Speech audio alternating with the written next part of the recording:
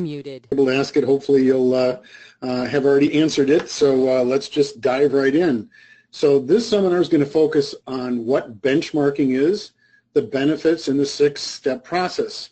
I'm sure there's a number of you that have attended one of the other webinars that we've done on either analytics or business valuation, and particularly in analytics, we refer to the benchmarking process, but we just give a very high level of over 3 different slides. Today we're going to get much more into depth. My name is Roger Jacoby. I am the CEO of a company called Fiscal Advantage. That's the name of our company, and our goal in life is really to try to come alongside businesses and help them be more successful, and specifically with regard to financial statements, to extract actionable data out of their financial statements. So let's just talk for a minute about benchmarking and analytics. In particular, have you ever heard the old saying, if you measure it, it gets better? Well, in my career, I found this to be very true as I've run a couple of companies. But one of the issues I've run into is in a business, there are so many things that you can measure and you want to set goals for. And I've also made the mistake of trying to set too many strategic objectives, and obviously then sometimes nothing gets done. So in the end result, particularly as we're going to focus on the financial analytics, we want to really zero in on the 1 or 2 areas for a very specific company that need the greatest need for improving or provide the focus because they have the greatest opportunity to impact business performance. Once we've identified those areas, we can set realistic goals, develop the plans, and we can work on helping the business improve themselves. So although we're going to talk about benchmarking for financial performance today, the concept of setting up plans and setting targets and measuring them are identical for many other areas of a business. So I'm going to challenge you today to think about what it would mean if you had just a 10% increase in cash flow or profitability, what that would mean to your business. And for those of you that are accountants, looks like we got quite a few here today, and your desire is to come alongside your business clients and to help them improve, what would it mean to you if you knew exactly what are the primary areas that a business should focus on to improve their performance? And that's what we're going to try to accomplish today. Zero in on those areas and discuss how to then turn those into actionable plans. Finally, if you remember the good old days when we used to have documents spread all over a large table and we're entering data either into columns or on a spreadsheet, and we do a lot of manual analysis and data entry, well, you can do that today, but you don't because you've got software tools that have made it much more efficient for the systems, the software, to do the heavy lifting. That frees you up to focus on adding value to the business, or if you're an accountant, your business clients. The analytics are exactly the same. Everything we're going to show you in the next hour can be done by hand. In fact, we're even willing to give you raw data at no charge to help your analysis, but we're also going to show you how our software can actually do the analysis and the heavy lifting for you, freeing you up to spend your time implementing. I promise it's going to be educational, but I need you to focus on the process.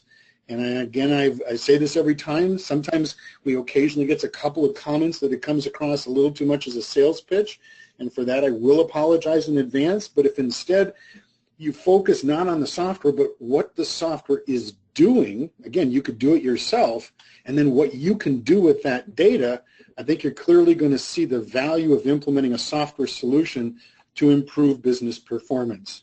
So if I look at just quickly at the agenda, first we're going to look at a company's historic performance, and we're going to focus on very specific income statement and balance sheet accounts. We're then going to provide just a high-level introduction to the benchmarking process, followed immediately by an in-depth analysis of each of the 6 steps in setting up a benchmarking process. We're going to look at the gaps between the actual and the ideal performance and to help choose which are the greatest areas for focus. And finally, we're going to do some forecasting with those numbers to make sure that the goals that we're setting are actually solving the problems that we've identified. As Scott mentioned, this webinar is being recorded, so if you can review it if you want, if you miss a few points. There's also a PDF copy of the slides under the handout sections over on your GoToWebinar navigation panel. Don't worry if you don't grasp 100% of everything you see. Again, our goal here is to expose you to a process and analytical tools that will do most of the heavy lifting for you. And at the end of the webinar, I'll tell you a little bit more about other educational resources we have available to you. So the genesis of what we call benchmarking today actually comes from the Japanese. After World War II, the Japanese economy laid in ruins, and they had to convert from a wartime economy to a commercial economy.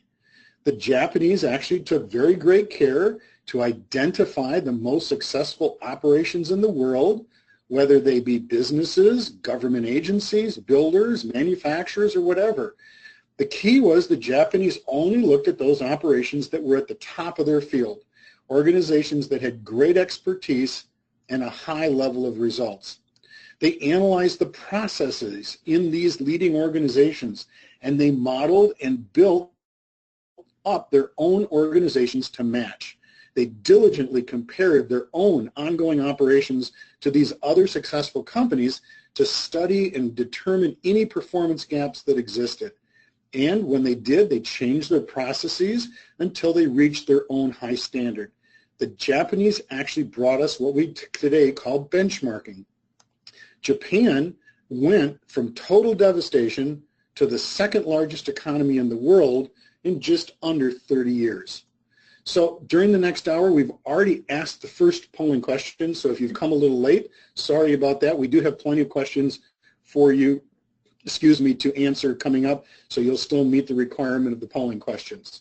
So when a business reviews their income statement, it's pretty easy to see the main accounts like revenue, gross profit, net profit before tax. But other than seeing the profitability, it's pretty difficult to know how well the business is actually doing. Likewise on the balance sheet, there's a great deal of information from these financial statements, but the useful information just doesn't jump out at us. Every company has financial statements, but most companies find it nearly impossible to extract from those financial statements the actionable data that they need to improve their business. As you're about to see, fiscal analytics is the bridge between the financial statements and the identification of the actionable data. So the two areas that drive profits are cost of goods sold and operating expenses. The two that drive cash flow are AR and inventory. The first step to establishing benchmarks is to compare the company to the industry. Well, in and of itself, this analysis does not present actionable information that really helps us improve the business. And as you can see here, the expenses and the inventory seem, just looking at the graphs, to have the most difference between the industry and the company, which will likely end up being the best opportunity for improvement, but it really doesn't tell us what the value is going to be if we make improvements in these areas. We have to run some calculations and see the value of making improvements. Well, this is the key to benchmarking, isolating areas for improvement by placing a value on how much the improvements will generate in profits or cash. Benchmarking is a process, not a one-time look and see how the numbers compare. What is it? It compares the company to standards. It then measures those gaps for the specific areas to monetize the value of the improvements. It then develops a plan to close those gaps. And it repeats the process to focus on continuous improvement. What are the standards?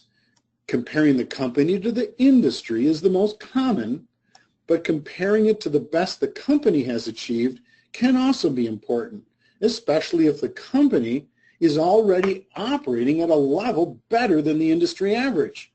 Sometimes you need to determine the specific income statement and balance sheet accounts that are most important for your business.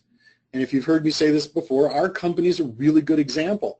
As a software as a service company, we don't have inventory. Therefore, we don't have cost of goods sold. And in fact, 75% of our operating expenses is made up of payroll. So in fact, for us, our most important area to benchmark and measure over time is payroll as a percentage of sales. And unfortunately, we don't have industry numbers that break it down that low, but clearly you need to determine what are the most important areas for a specific company.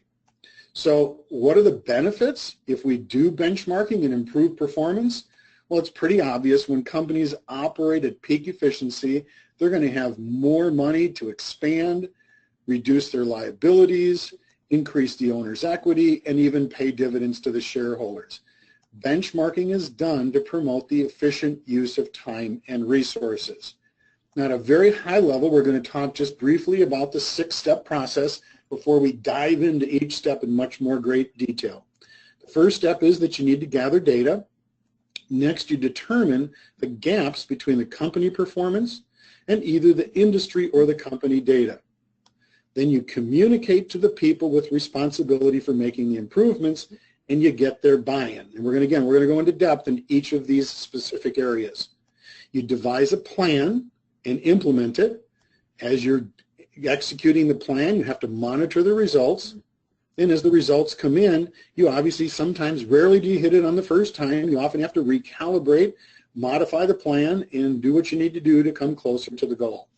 So the recalibration process, as you'll see in a few minutes, is absolutely critical. Once you measure your success and you set new goals or revise the plans, then you need to know that this is an ongoing process that technically really never ends. Based on the new goals from the new recalibration, you begin to monitor the results. We begin with the first step, gathering data, right after our next polling or question. So let's see. All right, Roger, we'll get this poll launched. I want to make a quick announcement here too. The poll, Roger, it looks like you did get it. I just want to make a quick note here. There are currently 62 people that are logged in using a panelist link, so at least we know what the issue is.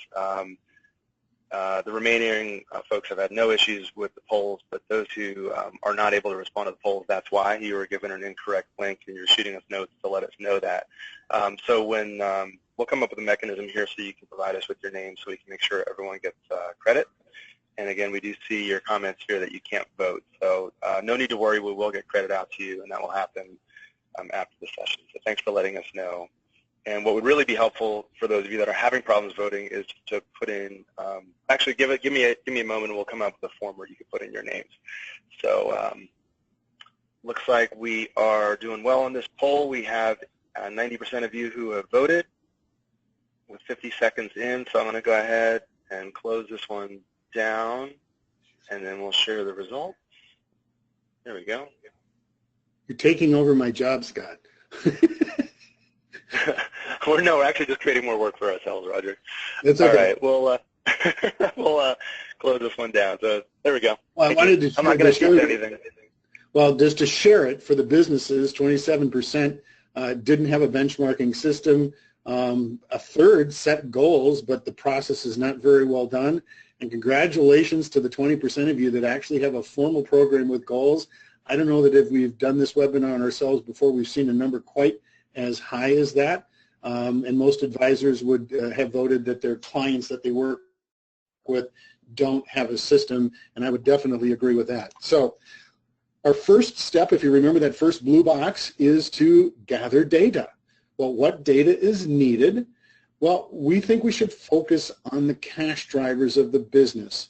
In a perfect world, benchmarks should be considered. Remember, we only want to pick one or two. The benchmarks should be considered for the following 7 accounts: sales, cost of goods sold, operating expenses, AR, AP, inventory, and capital expenditures.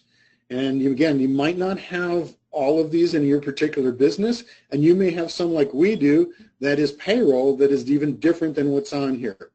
But let's just keep on going here, that the sales and the capital expenditures tend to be more of company goals, if you will, and more strategies. And so within this presentation, we're not going to benchmark them. And we're also not going to benchmark payables because it's unique in the sense that if a company pays its bills early and gets a discount, that's not necessarily a problem. And if they pay longer than the industry average, the company's added to their cash flow. So we're going to concentrate our discussion today on the 4 drivers that have the greatest influence. At this point in the presentation, and I've already talked about this somewhat, we also often get the question from companies that don't have all of these, just like ours.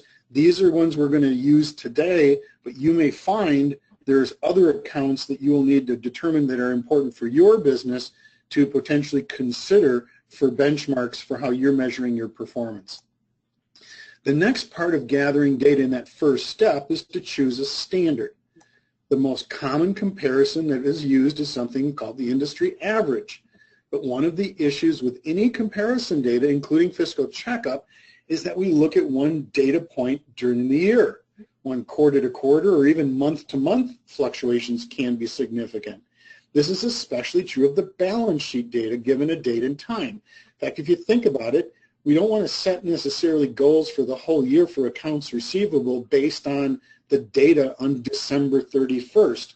It's quite likely that the values in other months during the year are very different.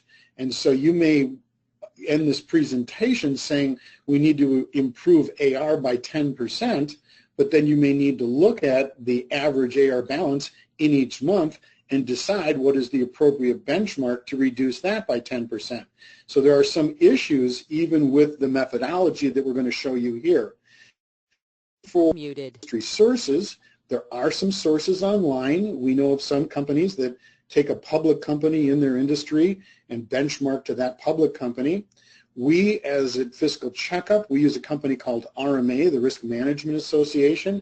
That's a database of over 280,000, mostly private companies, where the data is actually input and controlled by the banking industry. As a side note, Fiscal Checkup blends up to 5 industry codes, and those industry comparable reports are available to anyone on our website for free. There are some databases available. If you went to your library and looked up data by NAICS code, they actually have some data there if you want to use that. But one of the difficulties, as I kind of mentioned, is defining a single code to represent a company. As we've held this seminar before, fully 70% of the people need more than one code to represent their company. And that's why at Fiscal Checkup, we allow users to select up to 5 codes, along with the percentage of revenue from each code, and then we use the software to create a custom, hybrid, industry comparable for each company. Remember, though, that sometimes the historic company performance may be even more important than published industry averages. Also, the best the company has achieved in the past may actually be a better standard for some companies, particularly those that are operating at better than the industry average. So we're going to go through the analytics. Remember, that first step is to analyze data. We're going to look at the cost of goods sold, and we're using the sample data from that income statement and balance sheet I showed you at the very beginning. Again, those are available in the PDF. But again, I think if you focus on the methodology rather than the specific numbers, it'll probably be more important to you. So when we compare the company to the industry average, it turns out there's less than a 1% difference. So when we apply this percentage to the sales, the revenue number, we've started to monetize this opportunity. We also then want to look and compare the company to itself. What is its own best recent performance, which in this case is not relevant since the company's currently operating at their best cost of goods sold percentage. So obviously the opportunity on this side of the ledger is 0. So comparing the company to the industry, in this instance, provides the best opportunity to improve profitability, and this analysis quantifies the opportunity. So we're going to keep track of the opportunities as we calculate them on a scorecard. So we've entered here the goal to reduce cost of goods sold by $97,000 here. So I briefly want to just show you that this is the Fiscal Checkup page from our report on cost of goods sold. It's in our profit driver report. 2 quick points. In the narrative, we clearly monetize the opportunity to reduce cost of goods sold, as well as we explain how higher cost of goods sold affects other income statement and balance sheet items. The top graph shows how the cost of goods sold impacts the value of the company when it's measured against the company best, and because the latest year has the lowest cost of goods sold percentage, technically there's no improvement in company value because we're already at the optimal level. So now let's look briefly at operating expenses. When we compare the company to the industry average, there's a much larger difference compared to the cost of goods sold example we just calculated a minute ago. When we apply this percentage difference to the sales, we've monetized the opportunity. We also want to compare the company to its own recent best performance. In applying the percentage of revenue, we've monetized the goal to match the company's recent best performance. So in this case, just like the other one, comparing the company to the industry will provide the best opportunity to improve profitability. And this analysis quantifies what that opportunity looks like for this company. Going back to our scorecard, we can add the operating expense opportunity for savings, and this brings the total profit improvement potential from just these two accounts to $483,000. Again, just briefly looking at our profit driver report in the one page that's dedicated to operating expenses. In the narrative, we explain the opportunity and how much it would actually increase the value of the company. And we also explain how much revenue it would take to generate enough profits to cover the inflated operating expenses. A lot of people think driving revenue is the answer to solving expense problems. You'd be surprised how much easier it is to impact profitability by reducing operating expenses. Finally, we've graphed the company and the industry data to show that the company's trend is clearly going in the wrong direction. Before we move on to AR and inventory, we often get asked, are these goals we're talking about here, is this industry data, is this really realistic? Well, we find that there's usually two camps. One says, let's make small differences for improvement and we'll update the process as we achieve success. The problem with this approach are listed here, along with never really letting the employees know the real goal. Every time they achieve the goal, we move the bar. That really doesn't set well with most employees. They don't like the target always being moved. So the other approach says, let's benchmark what we really want to set for our excellence. Let's set the standards and let's keep at it. And since benchmarking is about a process, setting one clear target and continually recalibrating or even adjusting the plan in order to achieve the target offers the best approach. It changes the discussion from why does the goal keep changing to what other methods do we need to implement in order to achieve the goal. In our experience, the simpler the plan is, it's normally the best, and we don't believe in setting low expectations. So now let's monetize the AR opportunity. Now this one's a little bit more difficult to calculate, as you're about to see. We get the industry receivable days from the industry report, the best company receivable days from their financial reports, which in this case was 2 years ago. We also need the company's latest receivables and sales. We need to calculate what we call the receivable turnover so that we can monetize the possible savings. So here are the turns for both the industry and the company, which we will bring to the next slide. Note there will be some minor rounding differences. Now we have the data to start monetizing the opportunity for receivables. First, we show the industry data for AR and turns, then dividing the sales by the industry turns, we actually get what we would call the target AR balance.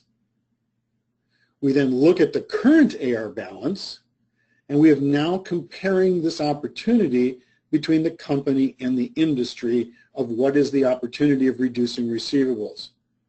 When we look at the best the company did 2 years ago, we calculate the target AR balance, We have the same current AR balance, and we can see the opportunity when comparing the company to their own recent best performance.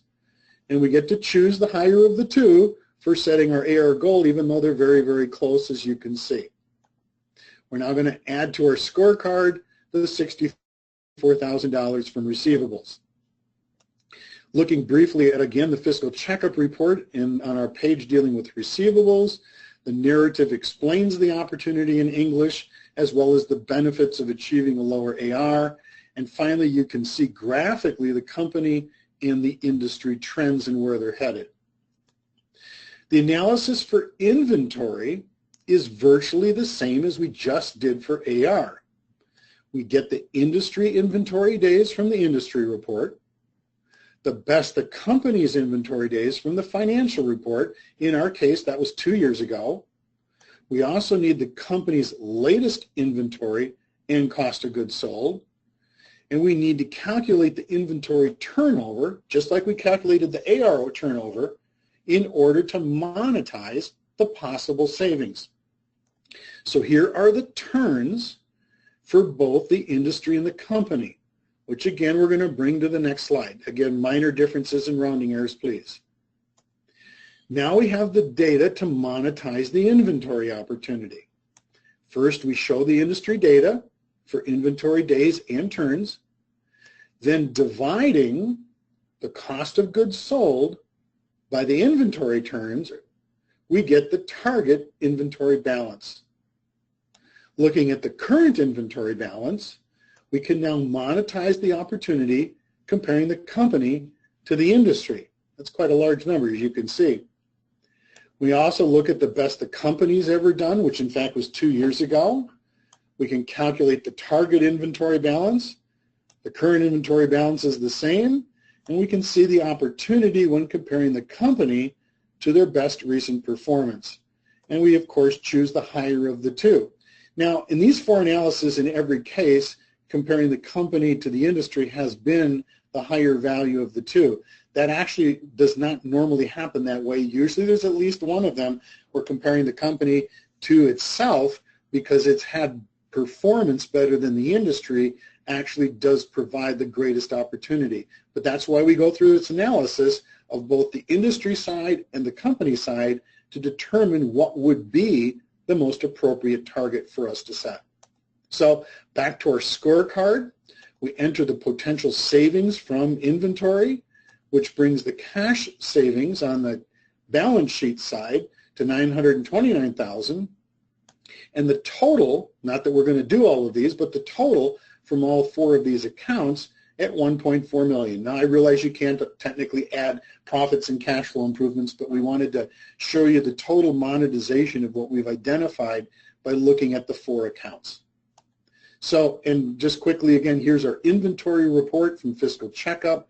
Again, our goal is to do the hard work and the number crunching for you. It clearly documents the opportunity to reduce inventory, as well as some of the benefits to the company by reducing the inventory. And finally, you can see graphically the company is well above the industry numbers, and it's trending in the wrong direction. So this is an area clearly this company needs to get a hold of. So these numbers are not uncommon for companies with 10 to 15 million in revenue. If your company is larger or smaller, we want you to focus on the percentage increase in profits and the percentage increase in cash flow. For any company, I believe, improving profits by 3.5 basis points or cash by 20% of assets, I hope everybody on here would agree that those would do incredibly great things for most companies. Our third polling question talks about these four areas and asks you what you think for your companies, or if you're an advisor for the businesses you serve, what do you think is the greatest opportunity for most companies to improve their performance?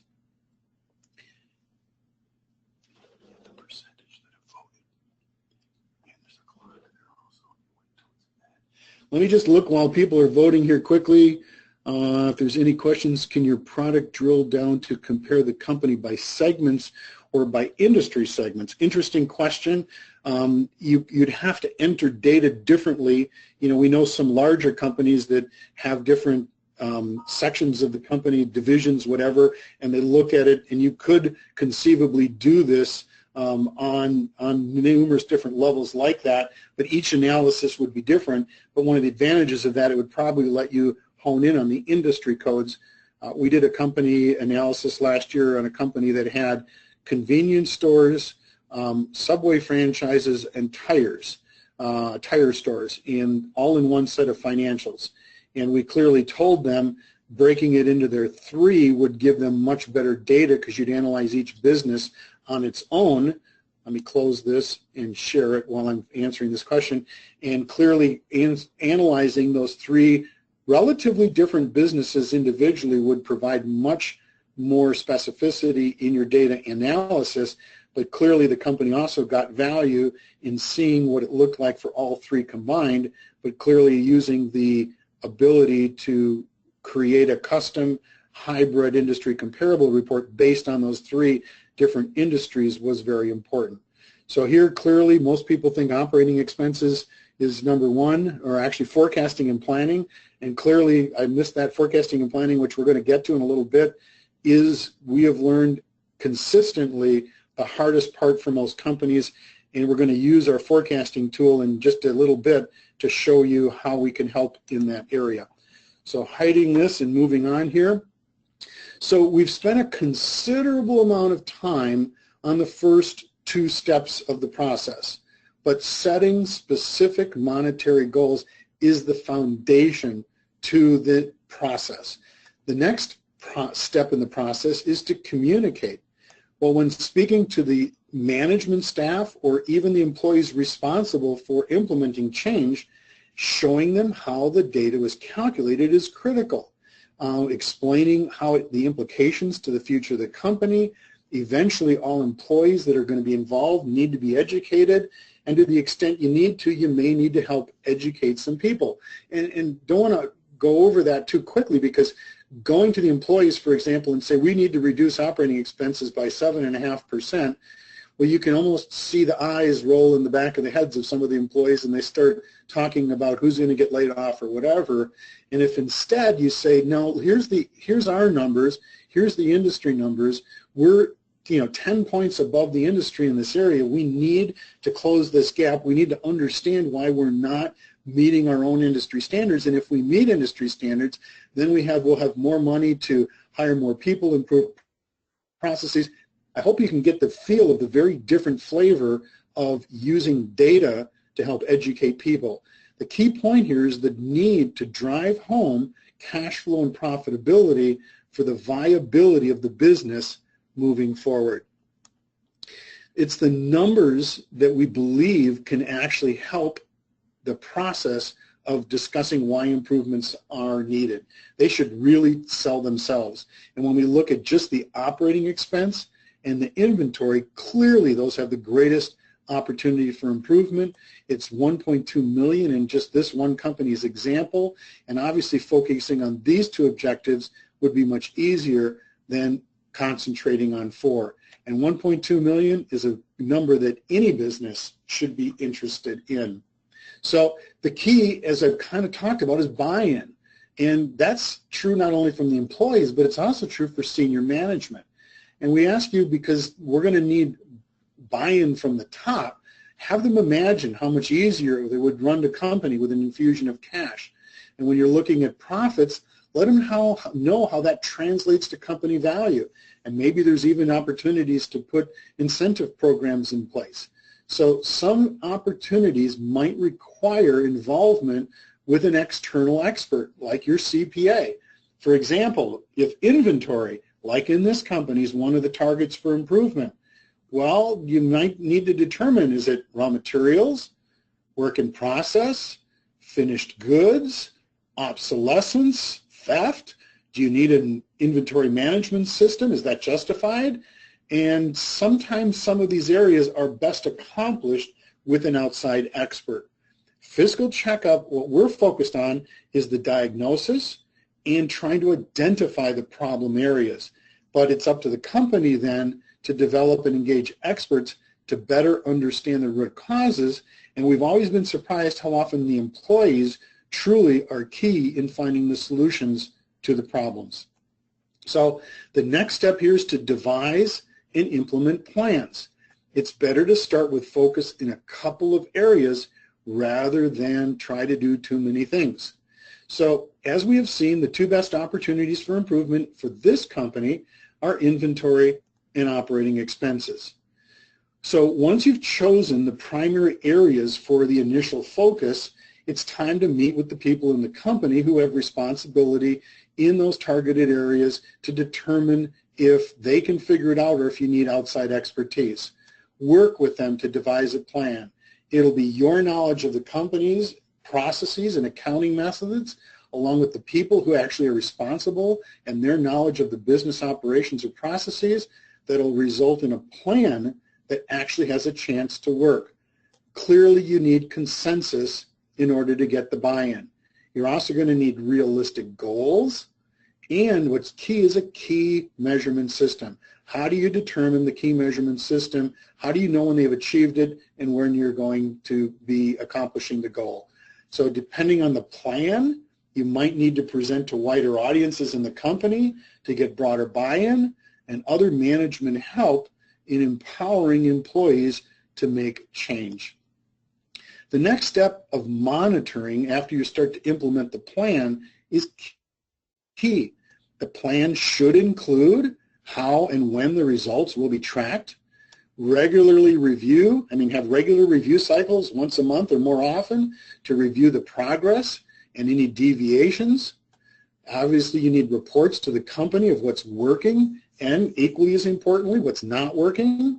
But the key here is a well-documented plan where all the policies and the procedures and the steps that are going to be taken are all spelled out. No plan is perfect the first time. As you gain experience, you're likely going to need to recalibrate. Decide what is relevant. Again, communication. That's a common theme in this is communication. Be prepared to change the parts of the plan that are not working. Long-term, benchmarking is a process that really never ends. It should always be looking for ways to improve. It may be difficult to change the culture if that is in fact what is required. So once you tweak the plan in the recalibration step, you may need to set new goals to monitor the results based on the revised plan. In reality, you actually go back to the beginning once a year and begin collecting new data from the company and the industry to see the shifts, if there are any, in the base point or in the results. Again, we said in the beginning, have you ever heard the old adage, if you measure it, it gets better? Well, in order to get better, you need to optimize the cost structure and the cash management practices of the business. By using scarce resources efficiently, your company will be around to compete in the future. You can also help your company improve cash flow and profitability. So here we're going to ask about the next polling question. Well, which of the 6 steps do you think is going to be the most challenging? Now we've combined 1 and 2 since they're kind of all together in gathering and measuring the gaps.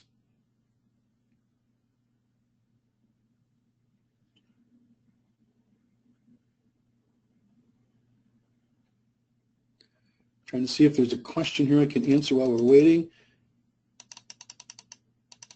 A lot of them are the polling questions, and Scott already kind of addressed that. Somehow a lot of you got links to sign in as presenters. Hopefully you're not disappointed. Was not able to select my answer. Okay, it looks like most of those are there. So we're at 90% here. I'm going to go ahead and close and share the polls. It's interesting. Most of you think devising the plan and implementing will be the most difficult. Second place is almost a tie between the first couple of steps of gathering and setting the goals and the data and communicating buy-in. And all I'll say on the devising the plan and implement is I'm always amazed how often the employees know how to solve problems if management will listen to them. Certainly that's not every employee, but clearly we've seen Once you explain the problem and the goal, employees can be very creative, particularly if you incentivize them to come up and actually solve the problem. So based on the current trends of the company, here is our forecast. And we mentioned in one of the previous polling questions is the forecasting. And so here is what the company's calculated for the 3-year forecast. Now, did I hide that? There we go. Hopefully now thank you. So this is the 3-year forecast in our software, and it shows, but here we're going to just focus on changing a few variables. We're going to focus on line 7, 14, 17, and even 27. I know that's not the one of the 27 is not highlighted, 26 is, but we're going to focus on 7, 14, 17, and 27. So based on our previous analysis, the only variables that we're going to change here are going to be operating expenses and inventory. One scenario that we want to evaluate, because what we want to do here is before we publicize the benchmarks, we want to know that if we set the benchmarks, what is going to be the end result for the company. So one scenario we want to evaluate is achieving just our most recent best performance. So if you remember, we did compare the company to itself and the company to the industry. So if all we do is look at the company's best performance in operating expenses as a percentage of sales, that was 26.93, and it was inventory days of 88.5. And we're not going to make any other changes. We're going to say, how do the financial changes, if we just went back to our most recent performance, how does that solve, or does it solve any problems moving forward? So the second scenario I'm going to evaluate is achieving the industry comparable levels of operating expenses as a percentage of sales of 26% and the inventory days of 59. Now I fully realize that decreasing inventory to 88 inventory days from 88 to 59 is not likely, particularly in a short period of time, but I think I need to show you the impact of just changing these two scenarios and what it's going to mean on the financial performance for this company. And we've made no other changes in any of the other accounts. So first we look at EBITDA. The improvement of EBITDA, if the company could just achieve their recent best of performance, is 33% or over 33% or over $200,000. But if they could attain the performance level with the rest of the industry, EBITDA would improve by over 56% or over $350,000.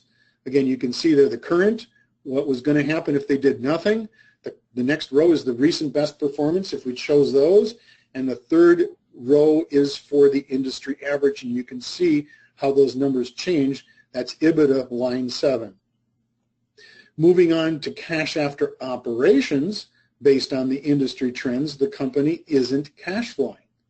And over time, it wasn't getting any better. Wouldn't you want to know that this is what the current trends are going to happen with your company? So if they could just achieve their recent best performance, they would at least cash flow at this level a $464,000 improvement. And the cash flow has stabilized by the second and the third years. But if they could achieve the industry average, their cash flow problems would be solved.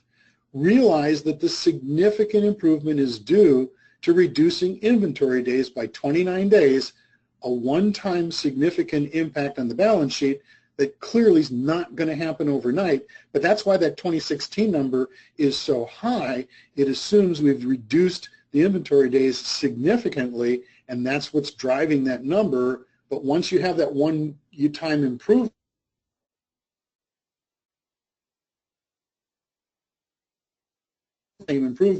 you have to. Unfortunately, after we include capital expenditures and financing costs for this company, unfortunately the numbers get worse. The improvements in cash flow are the same as the previous screen, but as you can see, unless the company intends on borrowing more cash, it will need to achieve a better level than their recent best performance. So that's just going down that forecasting table. Cash surplus comes after we deduct the capital expenditures. So when we look at the full cash picture for this company, the recent best performance, which a couple of slides ago looked like it was pretty good, if we need to continue making our investments in capital expenditures, we don't have enough money to do that.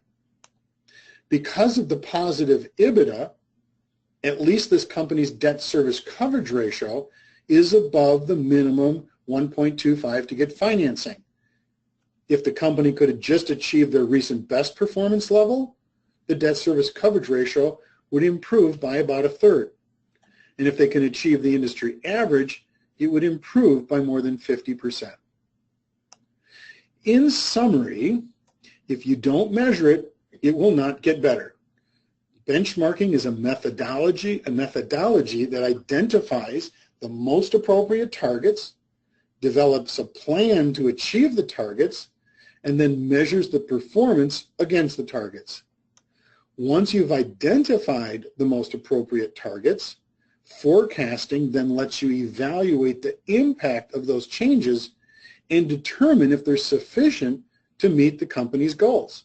So clearly, just achieving the company's recent past, as we've seen for this company, wasn't going to solve all their problems. They needed to set a higher goal.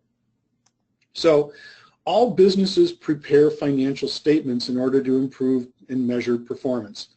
Unfortunately, as we've discussed, few businesses, actually few accounting firms, have the time or expertise to know exactly how to analyze their financial statements in a way to extract that actionable data. Remember the graphic of the bridge between the two sides. Fiscal analytics is the bridge between the financial statements and the actionable data. And a good analytics program will tell a business, as we've looked at here, what are the balance sheet accounts that have the greatest potential to improve cash flow? Which income statement accounts need focus to improve the profitability? It'll help clearly select those accounts that need benchmarks in order to be established to provide focus for improved performance. We clearly have seen the value of using both the historical trends for forecasting and budgeting, as well as the ability to make changes to see how those changes are going to impact the future bankability and financial stability of the company. A good analytics program, if you've attended our analytics webinar, you know how we go in and determine the profitability of new sales and the working capital requirements of those sales. We actually calculate real, actual, and sustainable growth rates. We actually include a business valuation to determine the business value, and we help a business know how their lender will view them, anticipating areas of concern that can be addressed. So if you're here today as part of the management team of a business, imagine how having all the data on this screen would empower you to improve your business performance and help you make better business decisions to accomplish the goals of your organization. And if you're an accountant, bookkeeper, consultant, banker, imagine coming alongside your business clients with this kind of information. The businesses you coach not only need this information, they need you to help them prioritize and implement changes to improve their business performance. Recalling this image from our earlier in the presentation, I hope you can now clearly see the tremendous amount of actionable data that can be calculated with fiscal analytics. Briefly, the Fiscal Checkup report consists actually of 6 different reports. The first is the executive summary. It summarizes the findings of the 5 other reports. We have an industry comparables report, which compares the company to its industry on over 50 variables. The business valuation not only calculates the fair market value of the business, but it also shows how improvements in profits and cash flow impact business value. The cash driver report analyzes the primary working capital accounts and the liquidity of the business. The profit driver report analyzes the income statement accounts, capital expenditures, and a significant analysis of sales. And finally, the lender's report provides the business with a professionally prepared review of their business. But most important, it's a guide for the business owner to better communicate with their lenders. A few quick more points about the Fiscal Checkup analytics software. It's a web-based, which you have seen, performs in-depth analysis of the business. It has 6 reports. We've mentioned the industry comparables. Actually, we're the only ones that allow you customize the industry comparables using up to 5 industry codes, and that analysis is available free of charge to any company on the website.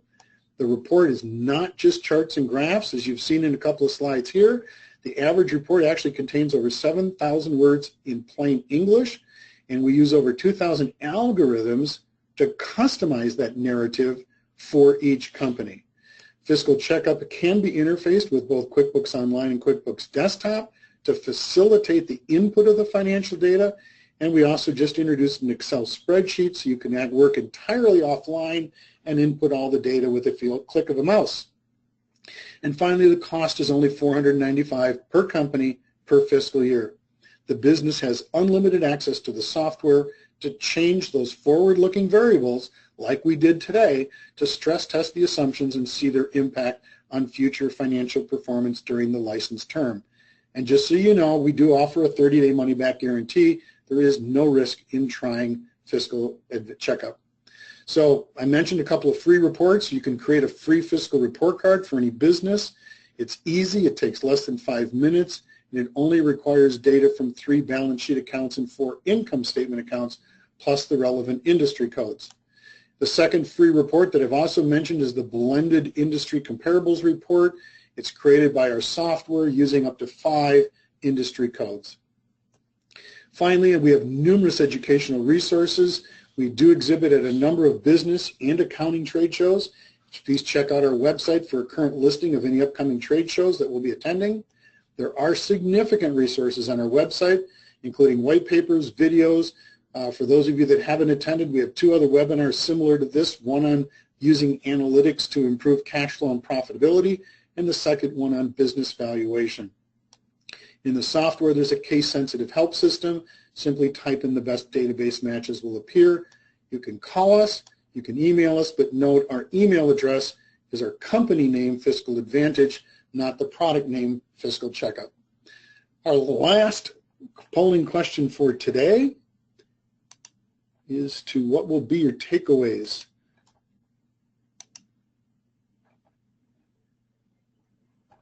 From this webinar.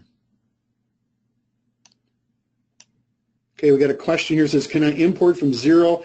Today the answer is no. We are working on both Xero and Sage. In the future, today your best option would be to just fill in our Excel spreadsheet. Will today's slides be available for download? Yes, the slides should be over under the handout section in your window over on the right-hand side. We're going to vote polling question. I think I'm logged in. Just want to make sure. Thanks. Audio went out. Oops. Hopefully that didn't happen too long. Having problems with sound. I'm unable to. Okay, I'm just reading the questions. I don't see any other questions here. So we're at 86%. I'll give you a few more seconds to go ahead and vote for this polling question before I close it, because you do need at least 3 for those of you that are there before I implement this. And this is one where I think you can vote, should be able to vote for more than one if you want. All right, I'm going to count this down since we're over a minute at 5, 4, 3, 2, 1. Close the poll, share the results. So clearly you can see that we have people who want to implement a benchmarking system. Congratulations. I think that's a great, obviously, idea, and it's not as hard as you might think. And hopefully we provided you a framework here to understand how to do that. So if you'd like a printed or bound copy of a sample report, we can be happy to send that to you. If you have other specific questions, if you want an email copy, we can email it to you, or sample reports on our website. And I believe there's a spot on the post-webinar questionnaire that you can also enter in any other data. I'm not sure who put an extra polling question on here, but I think we're done. So Scott, if you're there, I'm just looking to see if there's any other questions. Hi, Roger. Can you hear me over here? Yes, I can. This is Misty Mickey at CPA Academy. Scott had to jump out to another call, so I was just taking over for him on the back end here. We did have a question that came up kind of earlier in the conversation, and it was, can you provide forecasting for up to 25 departments? Well, again, in theory, it might be 25 different reports if you've got unique financials for each department. And if somebody has 25 departments that they want to do, I'm sure we can sharpen the pencil to make it financially more viable, but there's no limit to the number of analyses that a company can do.